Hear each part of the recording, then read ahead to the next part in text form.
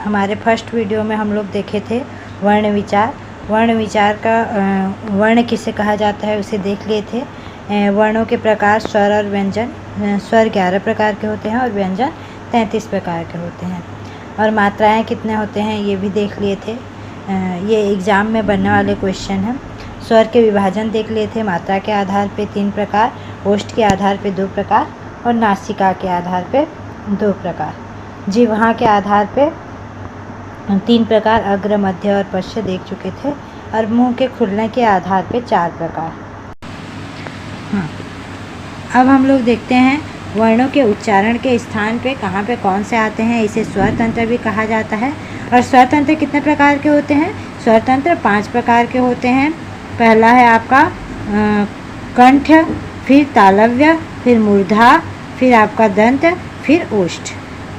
ये क्रम है 5 प्रकार के। आपको ट्री के माध्यम से इसको पढ़ाने वाली हूँ, इसीलिए मैं आप लोगों को पहला कंठ बता रही हूँ, फिर दूसरा आपका तालव्य, तीसरा मूर्धा और चौथा दंत और पांचवा आपका क्या हो जाएगा? ओष्ठ। याद रखिएगा, ट्री के माध्यम से आप लोगों को समझाने वाली हूँ मैं। सबसे पहले देख लेते हैं कंठ। कंठ यानी सबसे नीचे भाग जो एक घंटी की तरह होता है उसे क्या कहा जाता है? कंठ कहा जाता है। ये घंटी जैसे जो यहाँ पे एक छोटा सा होता है इसे कंठ कहा जाता है। तो कंठ का उच्चारण स्थान सर्वप्रथम वर्णों की माला यानी व्यंजन वर्ण को हम लोगों को देखा जाए या फिर स्वर वर्णों को देखा जाए तो क वर्ग जो आते हैं वो सभी आप लोगों का किस में आ जाएंगे? कंठ में आ जाएंगे। किस में आ जाएंगे? कंठ में आ जाएंगे। सबसे पहले आते हैं क ख ग घ, तो आपका क ख ग घ कहाँ आ जाएंगे? कंठ में आ जाएंगे। और फिर एक ह का उच्चारण आप लोग याद रखिएगा, अपवाद के रूप में ह का उच्चारण याद रखिएगा। और आ और अह ये सब तीनों कंठ में आ जाते हैं। यानी आप लोग स्वर माला को स्टार्ट करेंगे स्वर वर्णों को तो आ छोटे ही बड़े ही होता है। तो सबसे पहले और आ जो है वो आपका कंठ में आ जाएगा। और अ में जो अह का मात्रा लगा हुआ है वो भी कंठ में आ जाएगा। और व्यंजन वर्णों का सबसे प्रथम क ख ग घ ये क वर्ग भी आपका किस में आ जाएंगे? कंठ में आ जाएंगे। और ह लास्ट में आ जाएगा। फिर आप लोगों का देखिए कंठ के बाद क्या आ जाते हैं? यहाँ पे तालु। तालु यानी कि नीचे से आप लोग ऊपर आ रहे हैं। पहले क्या हुआ? कंठ। कंठ के बाद आपका क्या हो गया? तालु यानी कि जो एक सॉफ्ट सा होता है, ये घंटी जैसे इस तरह यहाँ पे रहता है जिसे कंठ कहा जाता है। कंठ के जस्ट इधर बाहर निकलते जाएंगे हम लोग मुंह से बाहर, तो एक पतला सा सॉफ्ट सा रहता है तालु। तो उस तालव्य में वही प्रोसेस होगा। क के बाद कौन सा वर्ग आता है? च वर्ग, यानी च छ ज झ आ जाएगा। और स्वर वर्ण में कौन सा आएगा? अ के बाद छोटे ई और बड़े ई। याद रखिएगा, छोटे ई और बड़े ई।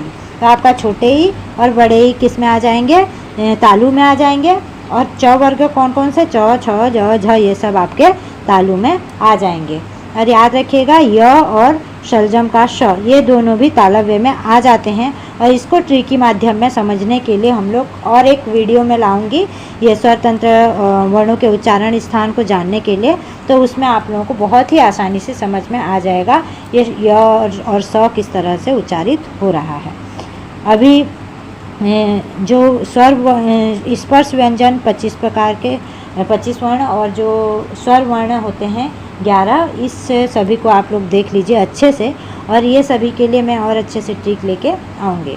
और बचपन से ही आप लोग पढ़े भी होंगे। ये स जो होते हैं ये स सरोता का स और सलजम का स और षटकोण का स बोलते हुए आप लोग बचपन से ही आते होंगे। और कुछ जो गुरुजी हैं वो हमेशा ये सिखाते हैं कि ये तालव्य श है, ये मूर्धन्य श है और ये दंत्य श है, इस तरह से। क्योंकि मैं बचपन से जब भी पढ़ते आई हूँ ये तालव्य श, ये मूर्धन्य श और ये दंत्य श ही पढ़ते आई हूँ। याद रखिएगा। तो ये इस तालव्य श इसमें आ जाएंगे। ठीक है। फिर आप देखिए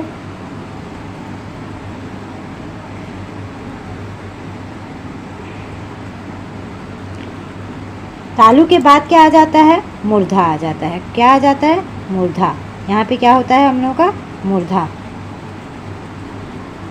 ठीक है, यह हमारा क्या है? मूर्धा। एकदम अंदर जैसे जाते हैं तो एक घंटी की तरह होता है, उसको कंठ कहा जाता है। कंठ से थोड़ा सा बाहर आते हैं तालव्य हो जाता है। फिर थोड़ा सा ऊपर आते हैं तो जीभ के जस्ट ऊपर हम लोगों का एक कठोर सा भाग रहता है। आप लोग देखिएगा टच करके, वो कठोर सा भाग रहता है। उस कठोर से भाग को देखेंगे वो क्या होता है, मूर्धा होता है। तो पहले कंठ में हम लोग देखे थे क ख ग घ और आ, और फिर हम लोग तालव्य में गए, तालव्य में देखे थे छोटे ई बड़े ई और च वर्ग। अब हम लोग क्या देखेंगे, छोटे ई बड़े ई के बाद क्या आ जाएगा, छोटे ऊ और बड़े ऊ को छोड़ देंगे, री वर्ग आ जाएगा। क्या वर्ग आ जाएगा, री वर्ग आ जाएगा। री किस में आ जाएगा, मूर्धा में आ जाएगा। री से ऋषि जो है वो क्या किस में आ जाएंगे, मूर्धा में आ जाएंगे। और सब में जैसे बाजा बजा रहे हैं जैसे आवाज़ आता है, जैसे कि ट ठ ड ढ, ये सभी किस में आ जाएंगे, मूर्धा में आ जाएंगे। यानी ट ठ ड ढ ये किस में आ जाएंगे, मूर्धा में आ जाएंगे।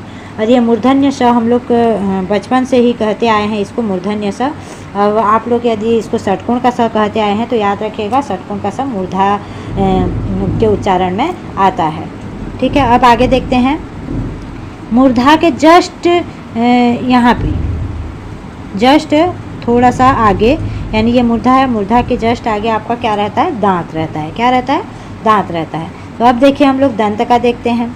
दांत रहता है तो दांत में क्या क्या आ जाएंगे, त वर्ग आ जाएंगे और सरुता का स जिसको हम लोग दंत्य स भी कहते हैं। बचपन से मैं तो इसको दंत्य स ही पढ़ते आई हूँ, बाकी आप लोगों को क्या पढ़ाया गया है, यदि सरुता का स पढ़ाया गया है तो आप लोग सरुता का स याद रख लीजिएगा। लेकिन यदि आप लोग दंत्य स याद रखेंगे तो कभी भी जीवन में आप लोगों को कोई भी एग्जाम में परेशान नहीं जाएगा कि कौन सा तालव्य स है, कौन सा मूर्धन्य स है और कौन सा दंत्य स है। याद रखिएगा तालव्य स, मूर्धन्य स और दंत्य स, ये हमेशा आप लोग याद रखिएगा। ये क्या है, तालव्य स,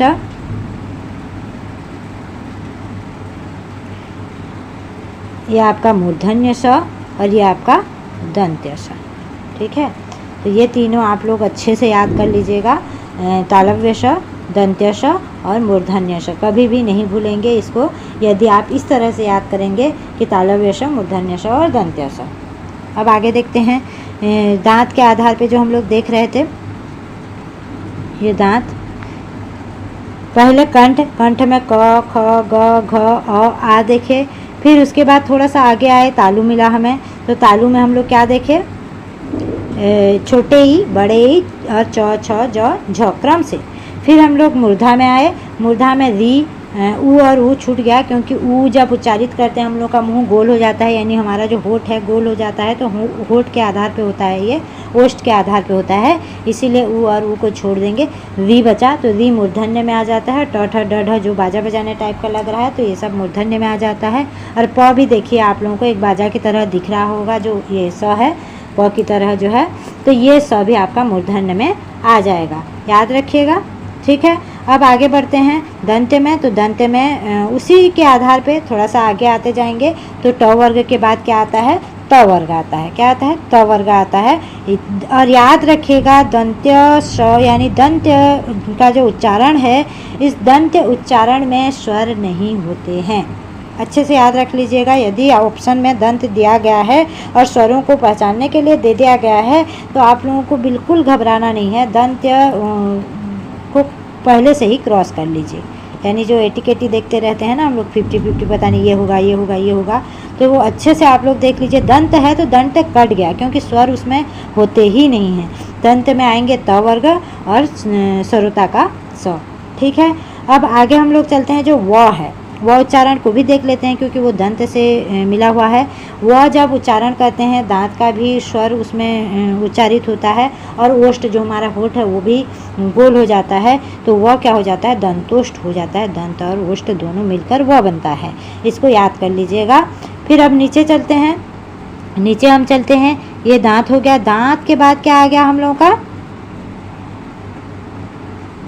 ओष्ठ आ गया, होठ, यानी हमारा जो लिप है वो लिप किस तरह से मूवमेंट कर रहा है उसको देखना है। ठीक है, अब देखिए दंत, दंत के बाद ओष्ठ। पहले कंठ में क ख ग घ देखे थे, फिर तालव्य में च छ ज झ देखे थे, फिर मूर्धा में आए ट वर्ग देखे, फिर हम लोग ओष्ठ में आ गए, दंत में आ गए, त वर्ग देखे, अब ओष्ठ में आ गए। ओष्ठ में क्या हो जाएगा, उसके सबसे अंतिम स्पर्श व्यंजन हो जाएगा। अंतिम स्पर्श व्यंजन कौन सा है, प वर्ग है, प फ ब भ म। तो ये प फ ब भ म जो है, म तो नासिक में आ जाता है, आप लोग जानते हैं, जो हमारा स्पर्श व्यंजन है। स्पर्श व्यंजन में क ख ग घ च छ ज झ ये सभी तो आते हैं, लेकिन लास्ट पंचमा अक्षर जो होते हैं, ये पंचमा अक्षर सभी नासिक के में आ जाते हैं, जिसको नासिका कहा जाता है। यहाँ आप लोग देख भी सकते हैं, ये आपका नासिका है, नासिका वर्ण में आ जाता है। ठीक है, ये नासिका वर्ण में अंग का मात्रा और व, य, अण, न और म आ जाता है, यानी अंग आ जाएगा आपका, और वहाँ आ जाएगा, अण आ जाएगा, न आ जाएगा और म आ जाएगा। ठीक है, इसमें कंफ्यूज नहीं होना है। फिर आगे चले, दंत और ओष्ठ में व हो गया। अब ओष्ठ में चले, प वर्ग और ऊ और बड़े ऊ, यानी छोटे ऊ बोलेंगे तो हमारा होंठ गोल हो जाता है, बड़े ऊ बोलेंगे तो हमारा होंठ गोल हो जाता है। तो हमारा ओठ का कार्य रहता है ऊ और बड़े ऊ में। तो और प वर्ग जैसे प, फ, ब, भ, इस तरह से हम लोग बोलते हैं, तो ओष्ठ का भार ज़्यादा पड़ता है, तो इसीलिए यह ओष्ठ में आते हैं। और एक ओ, औ, डॉक्टर का जो ओ होता है उसको देख लीजिए, ये ओष्ठ प्लस कंठ होते हैं। कैसे ओष्ठ और कंठ हो रहे हैं, जैसे मैं आप लोगों को बता रही हूँ, ओ का उच्चारण और औ का उच्चारण किससे किससे बन के बना हुआ है आप लोग अच्छे से जानते हैं, इसीलिए ओष्ठ और कंठ का मिल के मिश्रण यह बनता है। यहाँ पे ऊ प्लस अ बराबर क्या हो जाता है, ओ हो जाता है। क्या हो जाता है, ओ हो जाता है। ठीक है,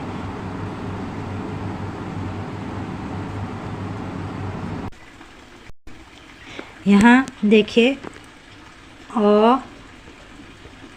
प्लस ओ बराबर क्या हो जाता है, ओ हो जाता है। क्या हो जाता है, ओ हो जाता है।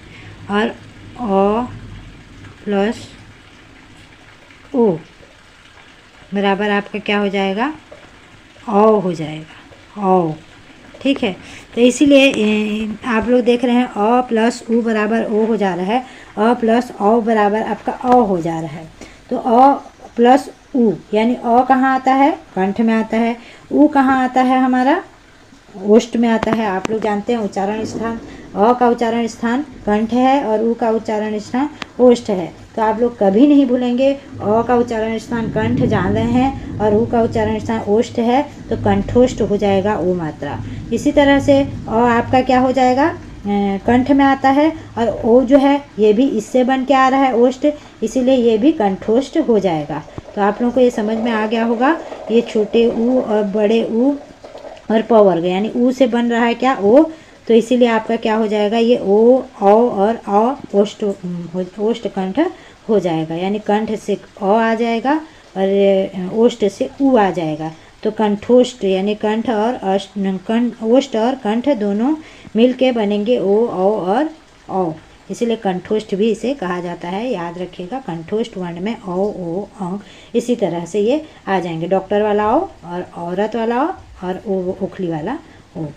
ठीक है, आप लोग फिर आगे देखिए, अंग, ञ, अण, न, ये जो 5 पंचमा अक्षर आप लोगों को भी बता दी, नासिक के में आता है। और दंत मूल, यानी दंत से और 2 भी आते हैं दंत मूल के रूप में, र और ल, याद रख लीजिएगा, र और ल। इस तरह से आज वर्णों के उच्चारण स्थान को हम लोग बहुत ही अच्छे से देख ले। कोई भी कन्फ्यूजन हो तो आप लोग कमेंट्स में ज़रूर बताइएगा, मैं उसको बहुत अच्छे से समझाने की कोशिश आप लोगों को और करूँगी। लेकिन मेरे को नहीं लगता कि आप लोग और भूल पाएंगे कभी भी, क्योंकि आप लोग अपने शरीर को लेंगे और इस तरह से पहले कंठ को, फिर तालु, फिर मूर्धा, फिर हमारा दंत्य, फिर आपका ओष्ठ, इस तरह से लेते जाएंगे। हमारा 5 ही स्वर तंत्र होते हैं और इस 5 स्वर तंत्रों के आधार पे आप लेते जाएंगे और अपने वर्णों को क्रम से लेते जाएंगे, अंदर से आप बाहर आएंगे। जैसे कंठ हो गया क ख ग घ, फिर तालव्य हो गया च छ ज झ, फिर आपका मूर्धा में आ गए ट ठ ड ढ, फिर आप आ गए दंत में आ गए त थ द ध, फिर आपके ओष्ठ में आ गए, किस में आ गए त थ द ध, फिर उसके बाद प फ ब भ। उसी तरह से स्वर को भी ले लेंगे। कंठ में अ आ, फिर तालु में आप लोगों को छोटे ही बड़े ही, फिर मूर्धा में जाएंगे, मूर्धा में री हो जाएगा। और फिर दंत में आपका कोई भी स्वर नहीं होते हैं, आप लोगों को याद रख लेना है, कोई भी स्वर नहीं होते हैं। फिर ओष्ठ में आएंगे उ और उ, और ओ जो है वो कंठोष्ठ में आ जाते हैं, क्योंकि आप लोगों को मैं बताई ओ और औ कैसे होते हैं। अ प्लस उ बराबर ओ होते हैं और अ प्लस ओ बराबर औ होते हैं। तो उसी तरह से आप लोगों को बहुत ही ट्रिक के माध्यम से बहुत ही आसानी से समझा दी हूँ। ये बार बार 2-4 बार आप लोग जैसे अपने ही बैठे बैठे भी आप लोग उच्चारित करते रहेंगे। पहले कंठ आएगा, फिर उसके बाद मूर्धा आएगा, फिर नहीं तालव्य आएगा, फिर मूर्धा आएगा, फिर हम लोग का दांत आ जाएगा, फिर हम लोगों का ओष्ठ आ जाएगा। इस तरह से क्रम से आप लोग याद करते जाएंगे, क्रम से याद करते जाएंगे 1 2 3 4 इस तरह से। तो बहुत आसानी से आप लोग इसको समझ सकते हैं, कोई भी कठिनाई नहीं होगी।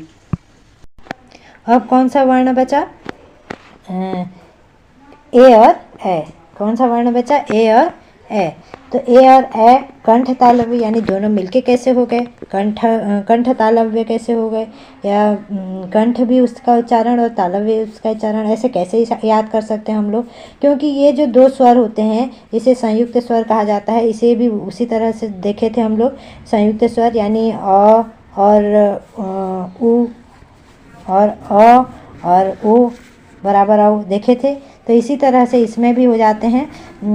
ए और ए भी संयुक्त स्वर कहलाते हैं। तो ए और ए भी कंठ तालव्य हो जाएंगे। कंठ यानी कि अ प्लस तालु यानी छोटे ई बराबर क्या हो जाते हैं? ए हो जाता है। फिर उसी तरह से जैसे ओ और औ देखे थे, अ प्लस आपका ए बराबर क्या हो जाएगा? ए बराबर आपका क्या हो जाएगा? ए हो जाएगा। ठीक है। तो इसी तरह से ए और ए कहाँ पे उच्चारण हुआ? अ धन ई बराबर ए हो गया। तो अ कहाँ आता है? कंठ में, और ई कहाँ आता है? आपका कंठ और तालव्य, यानी इसीलिए दोनों के उच्चारण से यानी संयुक्त से बन रहा है ए, इसीलिए कंठ तालव्य वर्ण में आ जाते हैं। कौन से? ए। और अ और ए जो हैं वो भी अ और ए भी किस में आ जाते हैं? कंठ और तालव्य, क्योंकि ए और ई के उच्चारण से ए बना। तो और ए कहाँ आ जाएंगे? कंठ और तालव्य से। तो इसीलिए ये क्या हो जाएगा? ए और ए आपका कंठ और तालव्य हो जाएगा। आप लोगों को ये बहुत ही अच्छे से समझ में आ गया होगा। संयुक्त जो वर्ण है ओ और औ, डॉक्टर वाला ओ और ए और ए, ये सभी संयुक्त वर्ण कहाँ कौन कौन से वर्ण में आते हैं? तो ओ और ओ जो है ये ओष्ठ कंठ यानी कंठोष्ठ भी कहा जाता है, इसको याद रखिएगा। कंठोष्ठ में आ जाएगा आपका ओ और कंठ तालु में आ जाएगा आपका ए और ए, क्योंकि ये संयुक्त स्वर कहलाते हैं। इसीलिए कंठ तालव्य 2 स्वर तंत्र के आधार पर बनते हैं। इसीलिए इन्हीं को ये संयुक्त वर्ण जो 4 प्रकार के होते हैं, ए, ऐ और ओ और औ, ये संयुक्त व्यंजन के रूप, संयुक्त स्वर के रूप में जाने जाते हैं। इसीलिए इसका उच्चारण इस तरह से होता है। आज के लिए इतना ही। धन्यवाद।